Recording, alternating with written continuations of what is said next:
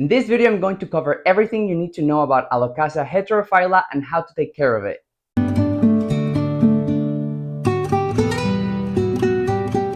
Hey everyone, Pablo from Allure Inc. here, and we're going to cover in this video everything you need to know about Alocasia Heterophylla. So the way I'm going to break down this video is first we're going to talk a little bit about the origin and where this plant is coming from.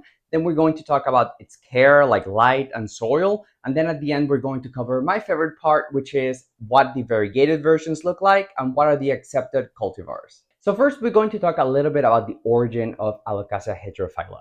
So when people say dragon's breath, they mean this one. And this is like, I would say, the core or the main heterophylla that I personally consider to be like the OG one, because there's a lot of diversity in the different plants. So the origin goes that it was classified in 1908, and basically they struggled to figure out which plants or subtypes were just heterophylla and which ones were an actual different species.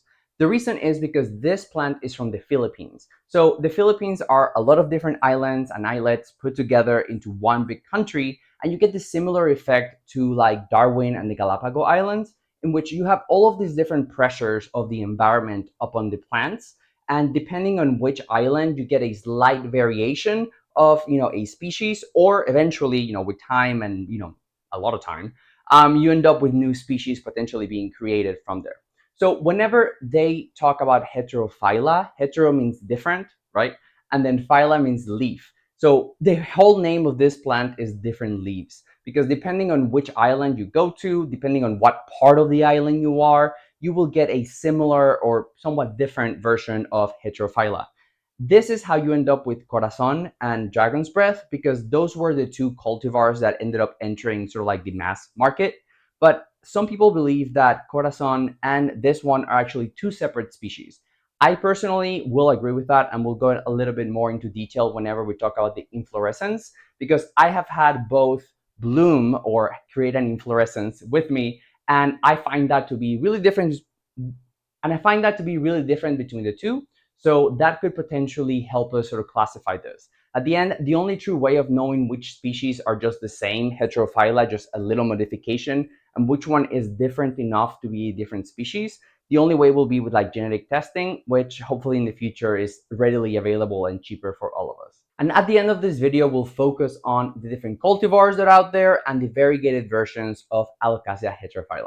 All right, so first we're going to talk a little bit about the care for Alocasia heterophylla, and we're going to start with the soil. So you basically have three main options of what type of soil you use with Alocasia. Either you're going to do a soil mix, a aroid or non-soil mix, or you're going to do a semi-hydro leca / like pond. I personally use pond and leca for all of my indoor plants and all of my Alocasias. I find that to be the most effective method, with a reservoir that allows the roots to go in and drink all of the nutrient water as it wants to. So if you are determined to do soil, this is the recipe that I personally would use. It is important for you to keep the percentage of the soil lower, because you do not want it to be too dense and retain too much moisture. So you want to limit the amount of soil to like 25%, and then you want to add equal amounts of like perlite and orchid bark. So we'll do like 25, 25, 25. And then the remaining 25, you can do something like a fertilizer, like worm castings, if you want to do like 10%. You can also do something like charcoal along those lines. Or if you must do more moisture, you can do a little sphagnum moss. But I would be very careful of mixing sphagnum moss and soil, because that will be really, really moist and can just lead to like some kind of root rot. So if you want to do a soilless aroid mix, you're going to most likely be mixing some kind of cocoa coir, cocoa peat. You're going to be mixing like orchid bark. You're going to be mixing perlite. You're going to be mixing charcoal, and then some kind of fertilizer. So I personally would do a breakdown of percentages, something along this line. The first one is going to be a 20-25% cocoa coir, cocoa husk, whatever you're kind of using with it. I personally use this sort of dehydrated or, I don't know, compact cocoa peat, and then you put a little bit of water and that rehydrates the puck into it being like a lot more volume. This is personally what I use when it comes down to adding any kind of orchid bark or any kind of mix to my aroid alocasias or anything to do with that. is this one. This one already comes with some coarse perlite with a bark and then some charcoal. So basically, I just combine the percentage of orchid bark and charcoal that I would add to it into this percentage just by pulling out of this bag. Just make sure that you break down some of the pieces, sometimes tend to be like a little too big. And as always, I would be adding on some extra perlite to my mixture. So you can do like a 20-25% of that cocoa peat. You can do a 20-25% of perlite. Then you can do another 20% of the orchid bark. And then this last, you can just decide. I personally put some sphagnum moss that I chop up and put in there, because when you're dealing with perlite, with orchid bark and charcoal, they don't really retain as much moisture as you think. Most of the moisture retention from those soilless mix are going to come from the cocoa peat or from the sphagnum. So make sure you put some of that, because that is where the water is mostly going to be retained. Then the last part, you can do something like worm castings, or you could do some kind of fertilizer. Personally, I don't use worm castings indoor, or I don't use anything with soil or too much cocoa peat, because I find it that even with a lot of circulation, you get that sort of like mildew white sort of growth on top of the plant. And I personally don't care for it. I know it's not bad for my health. It's not doing absolutely anything for it, but I just prefer semi-hydro because of that. And then the last one is going to be my personal favorite, which is semi-hydro. You can either do leca if the roots are well developed enough, if the plant is big enough, and you just do 100%, clean, washed leca, and then a reservoir. This works really well. This is how I personally have had my Corazon this whole time. I have a net basket underneath that is clear. Everything in here is leca. And then I have this reservoir. This whole thing is actually a candy holder from Party City. And then you see here, it's like a reservoir. The roots grow in there, and then the plant kind of just pulls out as it needs. And then the other addition that I did is basically just adding on a little bit of a container with pond. And then hopefully with the pond in it, you can activate some of the growth and the nodes that are sort of like around the base of the Alocasia. For my dragon's breath, I actually have the pond mix that I personally make. If you would like to know what is my personal pond recipe and sort of process, I made a whole video about it, so you can check that out. But the gist of it is I buy sort of the lava rock zeolite from a bag on Amazon, and then I add the pumice in a medium size, and then make sure everything is washed. And I fertilize all of my semi-hydro every single watering with the following. So the first thing you should know about my watering is that I live in South Florida, and we have really hard water. It's a lot of mineral just content overall, and they add a bunch of chlorine and just chloramides and all of that stuff that plants, particularly Alocasia, are super sensitive. So I personally have the following process. I get one of those blue 5-gallon containers, and I fill it up with tap water from my sink. And then I add this houseplant tap water conditioner. It's not sponsored. I just use them. It's from Southside Plants. There's a link in their Amazon description. So basically, this is like a lifetime supply, because all you use is 1 to 2 drops per gallon. Actually, it's 1 drop per 1 to 2 gallons. Personally, I do 5 drops for my whole container, just because I think I have really hard water. And just the chlorine is just, you can smell it. So this is fantastic. I've bought it this entire year, and it's literally still almost full. This should be like a lifetime supply, and it should not go bad. You can add it right before the fertilizer without risking it affecting something with the chemicals in there. I messaged the producer, and they confirmed that that was completely safe. Now, what I personally add for fertilizers for my semi-hydro varies. I like to switch up the fertilizers, and you should too. Every 6 months or so, or even I do it even more often than that, you need to switch up to prevent some kind of buildup of a specific, chemical in that mixture, or to prevent a deficiency, because not all fertilizers are made the same. So the first one is Focus Foliage from Growth Technology. This is sort of like what everybody uses from Australia, and it's really good for like moss balls and just philodendrons overall. So I use this with my Aroids, and so far I've seen some good growth with it, but I cannot tell the difference between this one when I use it and the following. So before I switched to this, I was using Super Thrive as the other sort of fertilizer that I was switching back and forth with the foliage focus. But then what I figured, or I don't know if I figured, but I sort of kind of felt that some of my plants were getting a little bit of like chlorosis. If you don't know what that is, it's basically like a deficiency. It can be from like the light or lack of nutrients, or when they get too much of one. So I was just not really happy with how I saw like a direct effect on my plants, and it was not the type that you want when you add a fertilizer.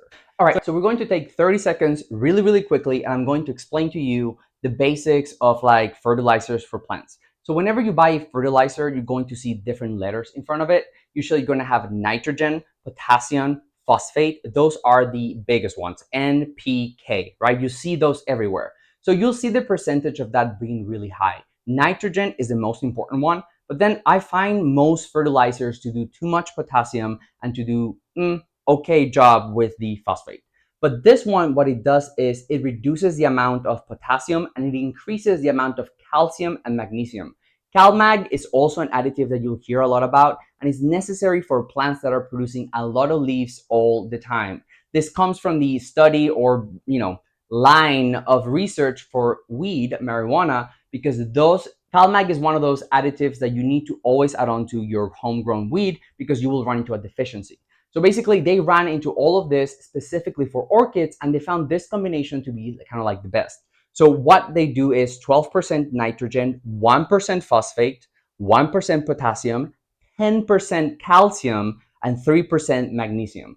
Everything else is more like, iron, copper, all of that, boron is more like tiny little percentages. But the most important part is that it has a 10% calcium and magnesium. And I found that to be vital and has been a really, really, I think, major change in the way my plants look, how long it can keep the leaves, how many leaves it can keep at once. I think calcium is the key, and I just don't find most fertilizers put enough of it without you causing some kind of imbalance somewhere else in the mixture by just adding more calcium yourself.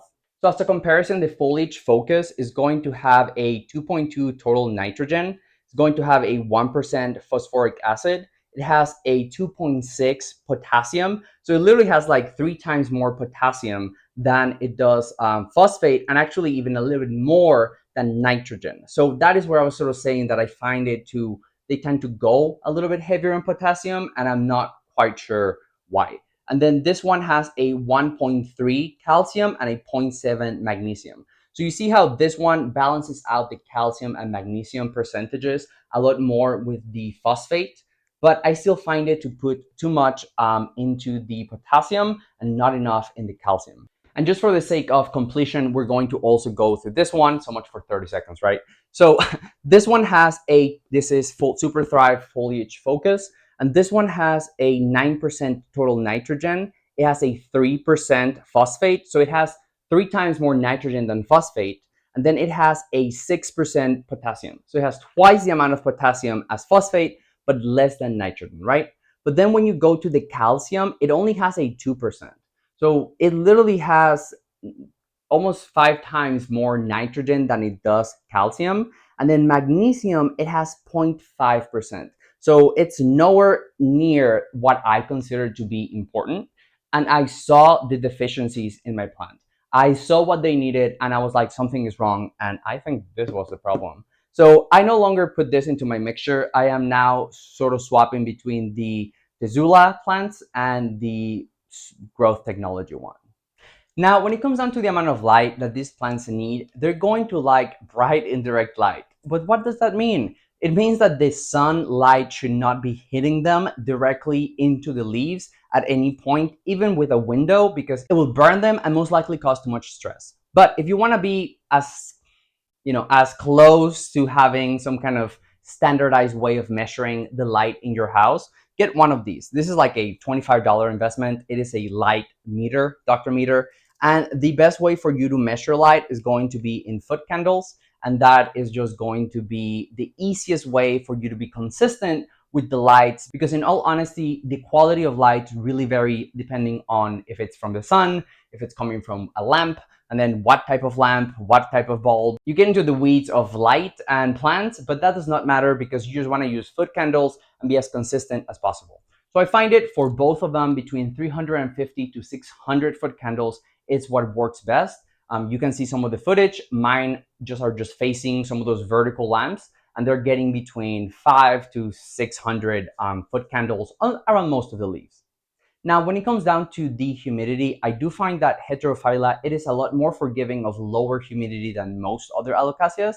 but you should not be leaving this plant under 50% humidity. If you leave it too long, you're going to have issues with it holding leaves. You're going to have issues with the sizing up of the leaves. You're going to just run into more and more problems. So make sure it stays above 50% humidity, ideally between 50 and 80, something like that. And then when it comes down to the temperature, you basically don't want it to have a 5 in front of it for too long. So ideally it stays between 65 to 80 degrees. Somewhere inside your house is perfect. But outside, you most likely will have to bring this plant whenever it drops underneath 60. Or here in South Florida, I would bring some of those plants inside whenever we had a cold front for like a weekend or something like that. So like all Alocasias, Heterophylla multiplies by two ways. The first one is going to be by creating corms. Corms is basically like reshuffling the genetic material of the plant and creating a little clone of it. And you are able to basically multiply the exact same plant into many of them. I find it that different species produce a different amount of corms. Some tend to produce a lot. Some of them are very rare to produce. This one, I want to say somewhere in between. I see a bunch of corms or growth sort of like starting out. And if I was kind of pulling it and then sort of putting it in like work into creating them into a plant, it would work. But passively, it has not just created new plants randomly from the soil. This is the Corazon. The Dragon Breath has done that. That one will push out new leaves from new corms that are sprouting from within the soil all the time. The other way that Alocasias will multiply is going to be with an inflorescence. It is not a flower because of technical sort of anatomy parts, but just know it's an inflorescence. It looks something along the ways like this. You're going to see multiple sort of stalks coming from the middle. The key that I will tell you about inflorescences is, depending on how well your plant is doing, is if you should not leave the inflorescences on the plant. So you see in this case, I'm going to move this a little bit. This right here is a growth that just has a leaf. So my plant has enough nutrients that it's able to push out an entire new growth for a leaf and not stop. And simultaneously, it's able to be pushing out a flower, an inflorescence, you see it up there, one here, and a second one is sort of hidden underneath. See if we can pop it up. All right, so you see one there, two. So it has two inflorescences and then the leaf. This is what you want to see with your plants. Do not cut the inflorescence of your Alocasias if you do not see any other type of new growth point. Because what's going to happen is basically like heading off the entire thing, and you will spend months without new growth. If you see a growth already of a new leaf, you could go ahead and trim those inflorescences and just know that the growth of the plant will continue. But if you only see the inflorescence, let them come out until you see the growth of the thing. Do not just chop off the entire thing and create this almost like dry crown of the Alocasia. Trust me, that is just going to put you back for months. So if you hate inflorescences, add more nutrients and you can trim them. But always make sure that you have some kind of growth that will continue, or you're in trouble. And then you can see the exact same thing happening with my other one.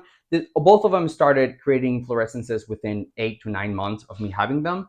And here you can see one side is kind of creating a more leaf type, and then the middle being hidden. This is an actual inflorescence that is coming out with it. And I see a couple of, we're probably gonna have like 2 or 3 in there. But I'm going to leave it alone because I know this plant is holding a lot of leaves. I'm just going to make sure it has water, nutrients, it has light. I don't miss anything. But I would not, the worst thing you could do right now, or I could do right now, is sort of like, you see this and then just chop it in the middle and then be like, oh, I don't want it, and like pull them out or dig it out or anything that would mess with the flowers in here. Trust me, you're going to behead your Alocasia. Add nutrients, have some patience, and you'll be just fine. The times that you should definitely cut it is if you have like one leaf and you have no no growth except this bloom. That's basically the plant trying to survive any way it can. My recommendation, if you have one leaf and it keeps trying to bloom, is add more light, add more nutrients. Now, like with all Alocasias, these are the most common pests that you will most likely encounter as you grow them. The first one is going to be spider mites. The way you know that you have them is by putting your finger or a white tissue cloth and then you smear it through. If you have spider mites, you'll see this red sort of tint, almost like blood, but not quite. And for something like that, you're going to have to use something like a super insecticidal soap. I personally use Captain Jack's insecticidal super soap. This works wonders for spider mites for me. And then also this works really great for aphids, or sorry, this works really great for thrips. So I had a slight thrip breakout whenever I moved back indoors from outdoors here in Florida, and this is single-handedly what eliminated all of my thrips in like 4 weeks or however long the egg cycle is. So I definitely recommend this one for thrips, and I recommend it for spider mites. Those are most likely the most common ones that you will encounter. You can also end up with like mealybugs. You might end up with something along those kind of lines, but if you want a pro tip is if you don't have the time to be wiping down your leaves, spray this like every other month or whenever you have time. Just get like a duster, like a feather duster, and then just quickly sort of brush the leaves. That is going to literally reduce the odds of you getting spider mites and probably mealybugs by a lot. Just I usually make sure like the duster is disinfected with some alcohol before, because you don't want to spread everything everywhere. But that's what I do. I just wipe here, wipe there, make sure you get the underside. Very careful, very quickly. So let's take a minute to talk about leaf disease and just leaf issues with Alocasias and also just Heterophylla. So usually you will have yellowing or the leaves go bad because of the following. It's gonna go because it's viral bacterial, it's because it's drying out, or it's because it has too much water. Those are usually your four only options on what's causing the disease. So if it begins to yellow from within the leaf, right? That can either mean that is bacterial, that can mean that is viral. If you begin to get almost like a Swiss cheese kind of effect from within it, that usually tends to be because there is lack of circulation in it. Guttation is a very common occurrence in Alocasias. It happens when the plant absorbs more liquid than it knows what to do with, so it puts out the moisture through the leaf. That's how you end up with those little droplets at the tip of your Alocasia. Completely normal, completely part of the process. But the issue comes if you don't have enough circulation, if the droplet stays there, that is when you can get bacterial or just other things to affect it. As you can see in my Corazon, that one had a bit of a more yellowing towards the bottom of the leaves. That is because when I left, I overwatered before leaving for a whole week, and the fan that was creating the circulation was not as active or not as strong as when I'm here. So I think that lack of circulation made the guttation kind of create the extra yellowing and softness that you see in the video. If you're having the dry out from outside the leaf in, that can just be a normal aging of the leaf. That could mean like it just got too dry, so it starts getting crispy, or it can also mean having too much nutrient and is burning the tip.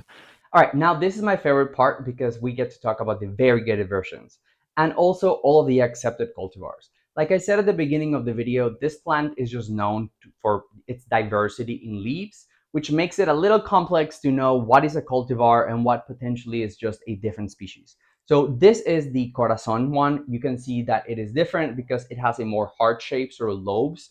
It's a lot more round in its lobe and a lot more round in it. This plant, to me, it produces a lot of ENFs, which is extra floral nectaries. I'm not sure if you can see it there. It's those yellow little dots that you see. People might be like, "Oh, it's sick." No, no, no, it's not sick. It's just what it does. They just create those ENFs. Look it up. It's not it's not bad. Sometimes it gets sticky, particularly in like philodendron, but in this case, it just gets a little yellow with the light. So this plant comes in a variegated form. It comes in this kind of lime greeny version, and it also comes in this more white. I don't see them yet available on like tissue culture or something that would be cheap. The corms for this one is still a couple $100s to get variegated. So I'm currently still waiting on it, but I find this to be a great plant. And if I had the opportunity, I would definitely get it variegated. Now this one is the Dragon's Breath, which comes with a lobe that is a lot more pointy. You see how the leaf is just not as round. It almost looks like a tongue.